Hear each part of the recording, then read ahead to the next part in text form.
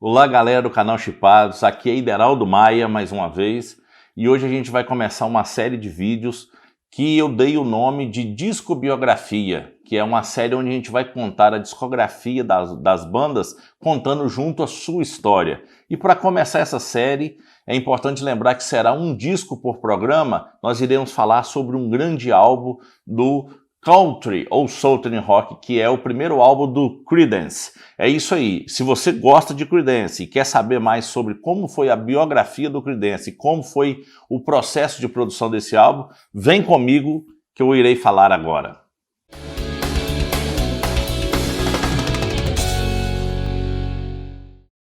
A história do Creedence é uma história extremamente interessante, porque ela se casa inicialmente com a história de dois irmãos, John Fogerty e Tom Fogerty.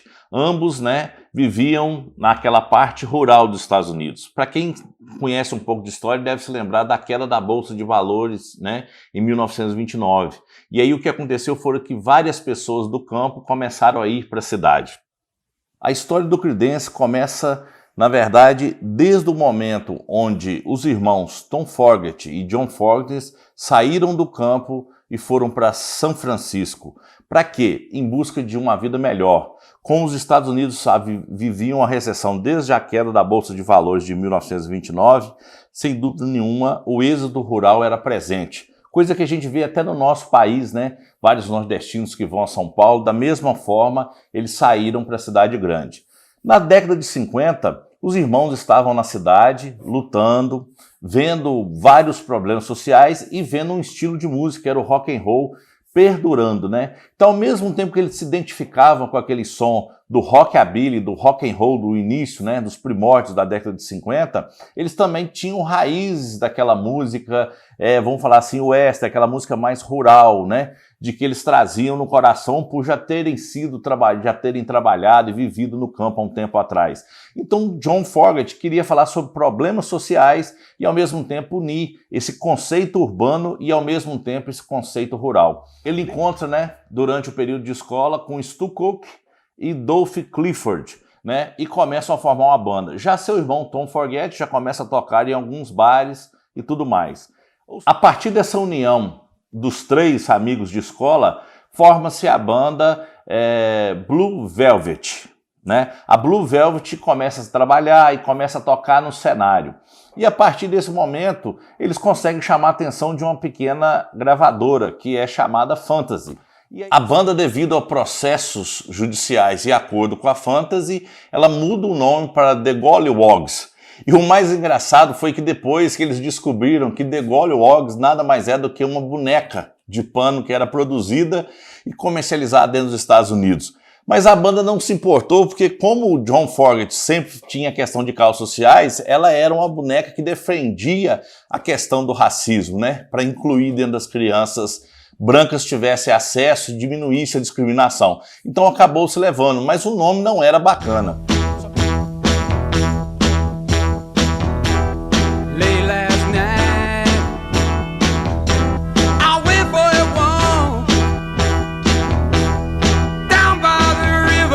Só que o imprevisto acontece. John Fogerty é convocado, para que ele possa fazer o quê? Ser convocado para participar da Guerra do Vietnã. E isso frustrou demais essas questões da banda. Então a banda, na verdade, ela acaba fazendo o quê? Não conseguindo gravar seu primeiro álbum. Com 2 anos que eles foram recrutados, eles retornam, principalmente John Fogerty, e aí resolvem a perceber que vão gravar o seu álbum definitivo e o seu primeiro álbum, vão gravar seu primeiro álbum que vai colocar a banda, e eles não queriam usar aquele The Gollywogs, que era uma boneca. Então eles resolvem usar o nome de um amigo, que é o Creedence. O Clearwater era uma marca de cerveja dominante naquela época, onde eles consumiam, e Revival porque eles estavam satisfeitos de voltar e para mostrar que a banda seria uma banda explosiva do palco. E aí surgiu o nome Creedence Clearwater Revival, que foi aprovado diretamente pela gravadora, e aí gravaram o primeiro disco. O disco sai em 1968. Na segunda parte, em um eventual programa, nós falaremos que o Creedence gravará 3 álbuns em 69, mas em 68 eles vão gravar. E como já aconteceu com inúmeras bandas, o Creedence se vê impulsionado a gravar o quê? A gravar alguns covers. E 2 covers, isso mesmo, as pessoas pensam que são músicas do Creedence porque elas vamos dizer assim, se tornaram conhecidas e proliferaram, né, entre as rádios através do Creedence. Por quê? A primeira música é uma música chamada Suzy Q. Suzy Q, apesar de ter sido construída e ter sido o primeiro marco, né, era um cover e o Creedence chegou ao primeiro lugar e conseguiu atingir e desbancar, inclusive, só não desbancaram os Beatles na época. Então o que aconteceu? Essa Suzy Q, ela na verdade já tinha sido gravada há 4 anos atrás, né, por Dale Hawkins. E a versão é um pouco diferente. Curta aí para você ver como era a versão de Dale Hawkins.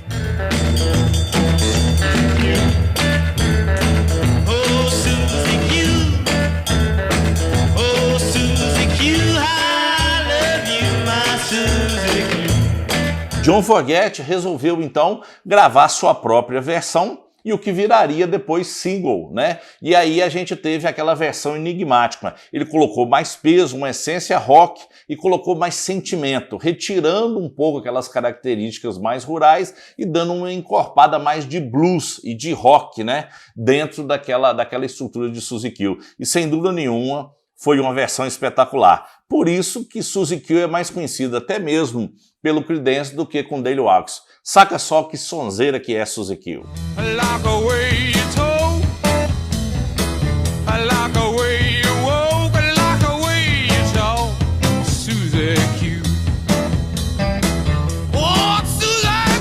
Outro cover também muito bacana foi o seguinte: o rock sempre teve essa ideia do choque rock. O que é o choque rock? É que o rock muitas vezes tem uma parte teatral. Ela vai se tornar gigantesca no futuro, né? Quando a gente for falar em outros tempos de artistas como Alice Cooper e Kiss, conseguiram atingir isso a um glamour absurdo.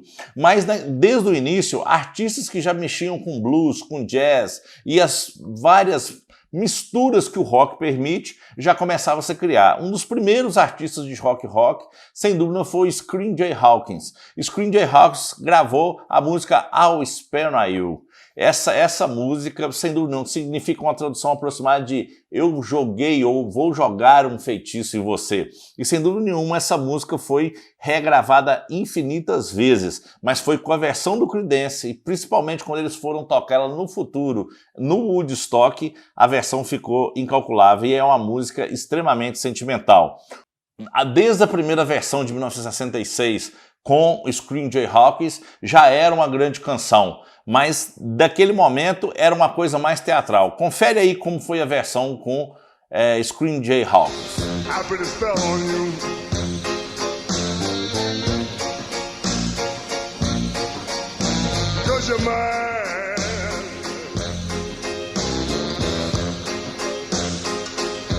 Mas sem dúvida nenhuma, essa versão com o Creedence foi mais do que imortalizada. Vamos conferir agora a questão de I'll Spare You com o Creedence contida no seu primeiro álbum. I put a spell on you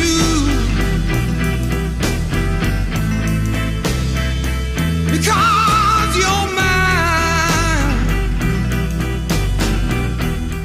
Essa música é tão grandiosa que ela já foi regravada em diversos gêneros e por diversos artistas. Vou passar agora rapidamente para vocês aqui, para vocês verem como essa música foi regravada. The way you're always running round, I just can't stand. You better own up to me, baby. I ain't lying. I love you. I put a spell on you.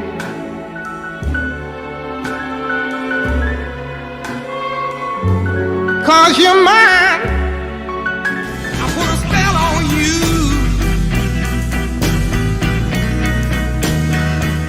Cause you're mine. All right. I put a spell on you.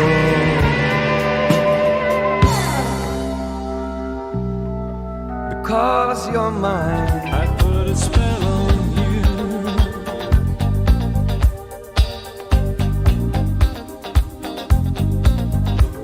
You're mine.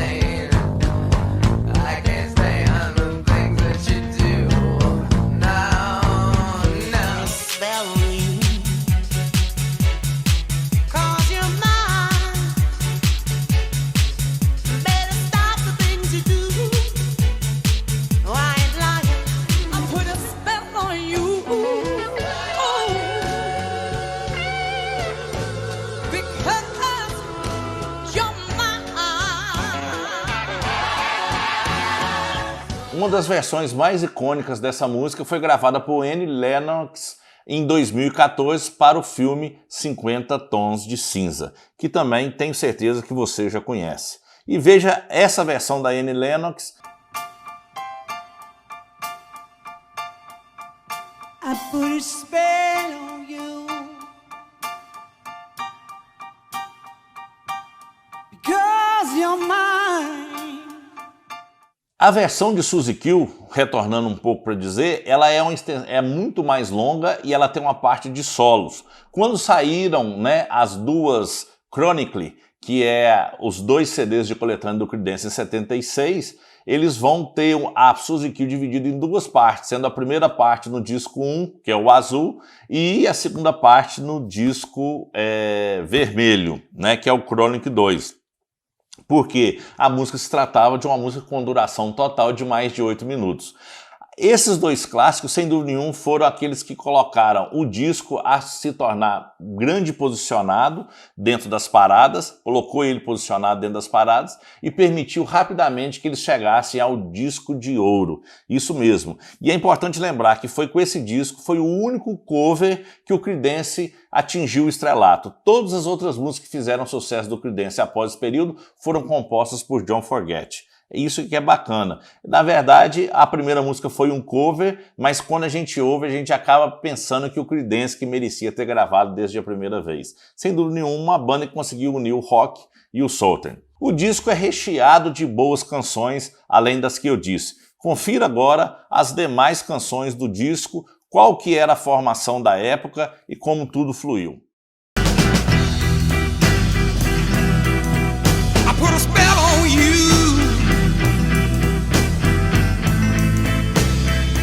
Because you're mine.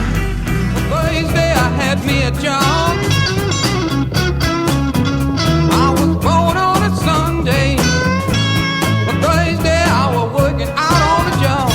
Oh, Suzy Q. Oh, Suzy Q. Oh, Suzy Q. Baby, I love you. 99 and I hate you. Just won't do. Oh, no, no.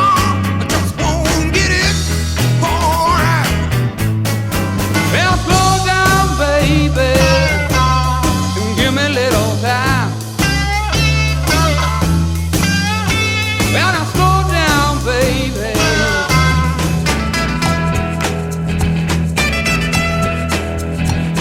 It's been an awful long time since I've been home, but you won't catch me going back down there. Some people laugh in the dark. Some people cry alone. Some people talk without saying a thing. Late last night, I went for a walk down by the river near my home. Agora eu vou falar sobre as versões. Os discos são muito interessantes da gente ver.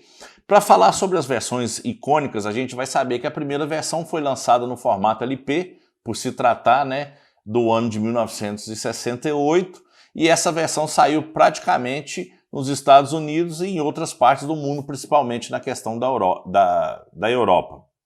Já a versão em fita cassete, ela saiu com as músicas invertidas, sendo que algumas músicas estariam em posições diferentes. Então, para quem tem essa fita cassete, seria mais do que interessante de ver esse detalhe. Mas uma das coisas mais bacanas também foi a versão que aconteceu em CD, que é inclusive essa versão que eu tenho aqui. Essa versão em CD é a versão tradicional, né, que a gente teve a produção até o momento, onde as laterais todas vão fazer um devido alinhamento. Sem dúvida nenhuma, o CD tomou conta durante um grande período. Outra versão que eu tenho é a versão em LP que saiu com o box, né, que aqui possui toda a discografia. Junto com eles vieram também este livro, um livro resumo que traz várias fotos e várias estruturas sobre a banda. E aqui, dentro desse livro, a gente vai ter um espaço para cada disco. Aqui vocês devem estar verificando, é a página dedicada ao primeiro álbum do Creedence. Mas é isso aí, esse aqui foi o primeiro disco do Creedence, um disco sem dúvida nenhuma que deixa duas canções enigmáticas, né, que é Suzy Q e a Spernail, fora alguns outros clássicos, mas esses dois foram os pontos mais fortes. Começa a colocar a banda em conseguir um disco de ouro e começa a fidelizar. E o mais bacana é que o Southern, né, e o country rock se estabilizam. É aquele rock que não perde aquela essência do rock and roll, mas que também traz aquela cultura da parte rural dos Estados Unidos. E sem dúvida nenhuma o Creedence foi uma banda que veio para ficar, pelo menos por alguns anos. E no próximo disco biografia do Creedence, a gente já vai falar sobre o ano de 69. Aí não vamos falar só de apenas um disco, não. Nós vamos falar que o Creedence conseguiu a grande proeza em 1969 de lançar 3 álbuns. Você já imaginou? Haja criatividade para se fazer um álbum. Tem artistas que levam anos e anos. E o Creedence, na segunda etapa, vão lançar em um ano, apenas num único ano, 3 álbuns clássicos. Mas sem dúvida nenhuma, com esse primeiro já deu para sentir um aperitivo. E eu tenho certeza que você não vai perder. Em breve, fique ligado que a gente terá outros programas sobre discobiografia. Não só do Creedence, mas como de outros. Então valeu, galera. Aqui é Chipados, Ideraldo Maia, e em breve com um novo programa para você. Valeu!